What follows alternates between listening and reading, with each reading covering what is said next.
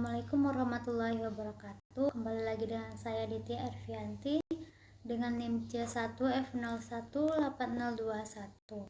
Kali ini saya membahas dengan pembahasan terakhir mata kuliah akuntansi syariah dengan judul Fikih Zakat. Pertama ada pengertian zakat dan sumber hukum. Dari segi bahasa, zakat berasal dari kata zaka yang berarti berkah, tumbuh, suci, bersih, dan baik. Sedangkan zakat secara terminologi berarti aktivitas memberikan harta tersebut sesuai perintah Allah yang sesuai dengan perhitungan tertentu untuk diserahkan kepada yang berhak menerimanya. Kemudian sumber hukum zakat dalam Al-Quran surat At-Taubah ayat 103 yang artinya adalah ambillah zakat dari sebagian harta mereka. Dengan zakat itu kamu membersihkan dan mensucikan mereka dan mendoalah untuk mereka. Sesungguhnya doa kamu itu menjadi ketentraman jiwa bagi mereka dan Allah Maha mendengar lagi Maha mengetahui.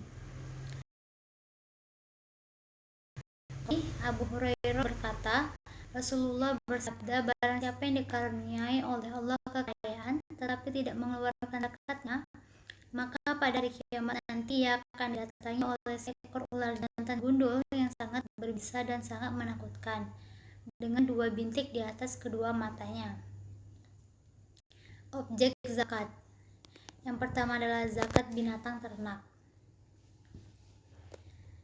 Kemudian zakat emas dan perak, zakat pertanian, zakat barang temuan, zakat perdagangan, zakat produksi hewani, dan zakat investasi, serta zakat perusahaan atau investasi. Zakat binatang ternak.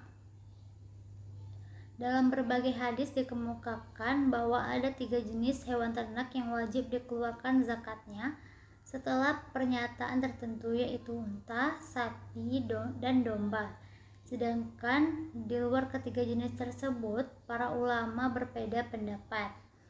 Abu Hanifah berpendapat bahwa pada binatang kuda dikenakan zakat, sedangkan Imam Maliki dan Imam Syafi'i tidak mewajibkannya kecuali kuda tersebut diperjualbelikan. Kemudian zakat emas dan perak adalah jenis galian yang wajib untuk dizakati karena logam ini sangat berguna berdasarkan penggunaannya sebagai nilai tukar yang bernilai tinggi. Sedangkan perak termasuk dalam kategori jenis harta yang dikeluarkan zakatnya. 3. Zakat pertanian. Zakat pertanian atau zakat ziro'ah hukumnya adalah wajib. Allah Subhanahu wa taala telah menerangkan dalam Al-Quran yang artinya, hai orang-orang yang beriman, belanjakanlah sebagian yang baik-baik dan harta yang kamu usahakan dan dari apa yang kamu keluarkan untuk kamu dari bumi. Terdapat pada Quran surat Al-Baqarah ayat 263. Barang temuan, yakni serta hasil laut kewajiban zakat atas, dan kekayaan laut ini dasar hukumnya adalah keumuman nas dalam Quran surat Al-Baqarah ayat 267. Kemudian zakat perdagangan atau hijrah. Rasulullah memerintahkan kita untuk mengeluarkan sedekah dan zakat dari apa yang kita jual. Kemudian zakat produksi hewani. Zakat ini sama saja dengan zakat pada umumnya, yakni 2,5% seperti zakat perdagangan. Akan tetapi untuk zakatnya sebesar 10% dengan syarat nishab mencapai 633 kilo dan tidak harus mencapai haul. Kemudian 7 ada zakat investasi, merupakan semua kekayaan yang ditanamkan pada berbagai bentuk aset jangka panjang, baik untuk tujuan mendapatkan pendapatan atau ditujukan untuk diperdagangkan. Kemudian zakat perusahaan atau instansi. Zakat ini adalah zakat yang didasarkan atas prinsip keadilan serta hasil ijtihad para ahli fikih. Kemudian Orang yang berhak menerima zakat yakni fakir adalah orang yang penghasilannya belum dapat menutupi separuh dari kebutuhannya. Kemudian miskin adalah orang yang penghasilannya baru bisa memenuhi separuh atau lebih dari kebutuhannya, bisa terpenuhi semuanya. Kemudian ada amil zakat, adalah orang yang mendapatkan tugas dari negara, organisasi, lembaga, atau yayasan untuk mengeluarkan zakat. Atas kerjanya tersebut, seseorang amil zakat berhak mendapatkan jatah dari uang zakat tersebut. Kemudian adalah mu'alaf, adalah orang yang baru masuk Islam. Dan hamba sahaya adalah pemberian zakat kepada mereka, bukan kita memberikan uang kepada mereka, tapi maksudnya adalah memerdekakan mereka, hamba sahaya atau budak. Kemudian orang yang berhutang, orang yang berhutang adalah orang-orang yang dililit hutang sehingga dia tidak mau membayarnya. Kemudian fisabilillah adalah orang yang berjuang di jalan Allah, yang dimaksud adalah orang yang sedang perang di jalan Allah untuk menegakkan kalimat Allah di muka bumi. Kemudian adalah ibnu sabil, orang-orang yang dalam perjalanan, yaitu seperti musafir yang kehabisan bekal di tengah perjalanan sehingga ia tidak bisa melanjutkan perjalanan atau kembali ke kampung halamannya. Orang seperti ini, walaupun dia kaya di kampung halamannya, namun dia berhak untuk mendapatkan zakat sekadarnya sesuai dengan kebutuhannya sehingga dia sampai ke tujuannya. Orang yang tidak boleh menerima zakat adalah pertama adalah keluarga Rasulullah SAW. Mereka tidak boleh makan harta zakat sedikit pun berdasarkan pernyataan tegas dari Rasulullah SAW.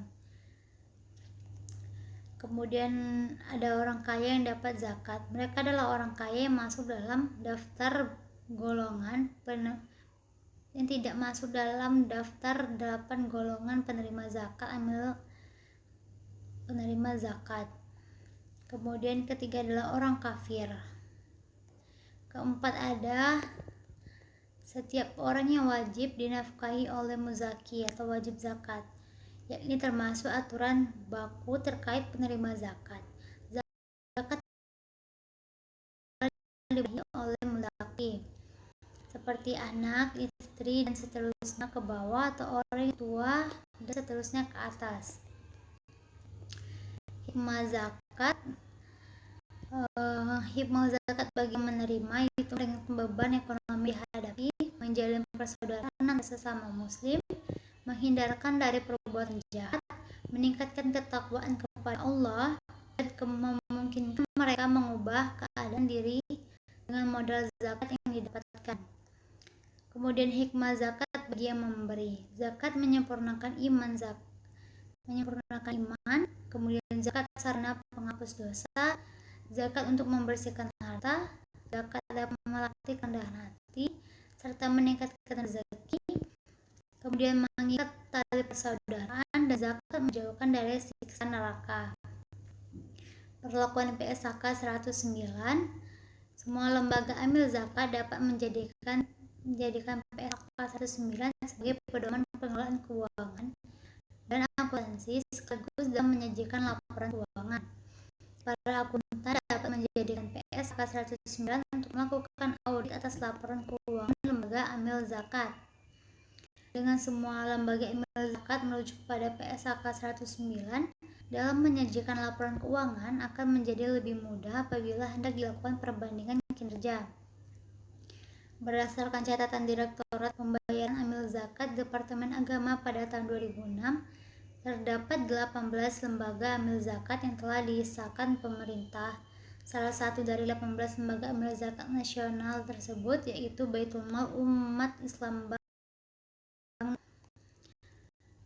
BAMUIS BNI mulai mengimplementasikan PSAK nomor 1011, di mana tahun 2012 PSAK 109